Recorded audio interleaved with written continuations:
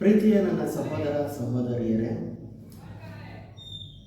ಒಂದು ನಕ್ಷತ್ರವು UK ಮತ್ತು ಇಸ್ರಾಯೇಲಿನಲ್ಲಿ ಹಾಗೂ ಅರಬ್ ದೇಶಗಳಲ್ಲಿ ಅಕ್ಟೋಬರ್ 4ನೇ ತಾರೀಕು ಮತ್ತು ನವೆಂಬರ್ಗಳಲ್ಲಿ ಈ ಒಂದು ನಕ್ಷತ್ರವು ಆಕಾಶದಲ್ಲಿ ಕಾಣಿಸಿಕೊಂಡಿದೆ. ಈ ನಕ್ಷತ್ರದ ಬಗ್ಗೆ ಬೈಬಲಿನಲ್ಲಿ ಯಾವ ಒಂದು ಉಲ್ಲೇಖವಿದೆ ಎಂಬುದಾಗಿ ನಾವು ತಿಳಿದುಕೊಳ್ಳುವ. ದೇವರ ಮಾತುಗಳನ್ನು ಕೇಳುವವನು ಪರಾತ್ಪರನ ಜ್ಞಾನವನ್ನು ಪಡೆದವನು, ಪರವಶನಾಗಿ ಕಣ್ಣು ತೆರೆದು ಸರ್ವಶಕ್ತನ ದರ್ಶನವನ್ನು ಹೊಂದುವವನು ಆಗಿರುವ ಪುರುಷನಿಗುಂಟಾದ ದೈವೋಕ್ತಿ. ಒಬ್ಬಾತನನ್ನು ನೋಡಿದ್ದೇನೆ, ಆತನು ಈಗಿನವನಲ್ಲ. ಆತನು ಕಾಣಿಸುತ್ತಾನೆ, ಆದರೆ ಸಮೀಪದಲ್ಲಿ ಅಲ್ಲ. ಯಾಕೋಬ ವಂಶದವರಲ್ಲಿ ನಕ್ಷತ್ರ ಪ್ರಾಯನೊಬ್ಬನು ಉದಯಿಸಿದ್ದಾನೆ. ಇಸ್ರಾಯೇಲರಲ್ಲಿ ರಾಜದಂಡವನ್ನು ಹಿಡಿದವನು ಕಂಡು ಬಂದಿದ್ದಾನೆ ಎಂಬುದಾಗಿ ಯೇಸು ಕ್ರಿಸ್ತನ ಬರೋಣದ ಕುರಿತಾಗಿ ನಾವು ಅರಣ್ಯಕಾಂಡ ಪುಸ್ತಕದಲ್ಲಿ ನಾವು ನೋಡ್ತೀವಿ. ಇನ್ನೊಂದು ವಾಕ್ಯವನ್ನು ನಾವು ನೋಡುವ. ಇದು ಯೇಸು ಕ್ರಿಸ್ತನ ಬಗ್ಗೆ ಹೇಳಿರುವಂಥ ವಾಕ್ಯವಾಗಿದೆ. ನಾನು ದಾವೀದ ವಂಶವೆಂಬ ಬುಡದಿಂದ ಹುಟ್ಟಿದ ಚಿಗುರು, ಅವನ ಸಂತತಿಯು ಉದಯ ಸೂಚಕವಾದ ಪ್ರಕಾಶವುಳ್ಳ ನಕ್ಷತ್ರವೂ ಆಗಿದ್ದೇನೆ ಎಂಬುದಾಗಿ ನಾವು ಪ್ರಕಟಣೆ ಗ್ರಂಥದಲ್ಲಿ ನಾವು ನೋಡ್ತೇವೆ.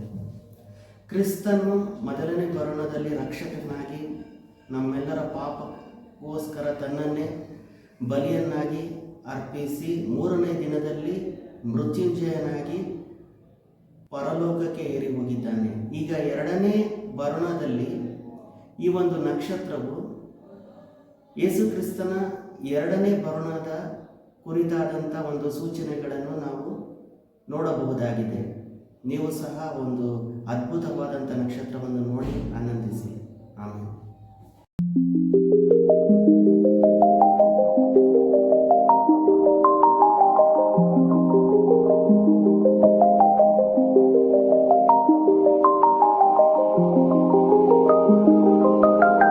Everybody keeps saying it's the Jacob Star. Well, I read up on it. And when I Googled it, it automatically sent me links. And one of the links was a TikTok link. So I clicked it and it sent it to the video that somebody made in my live.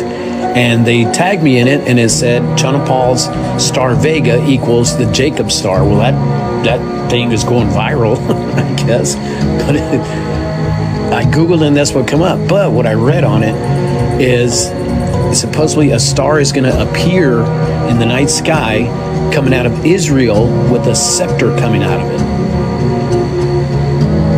That's what it says. That is Jacob's star.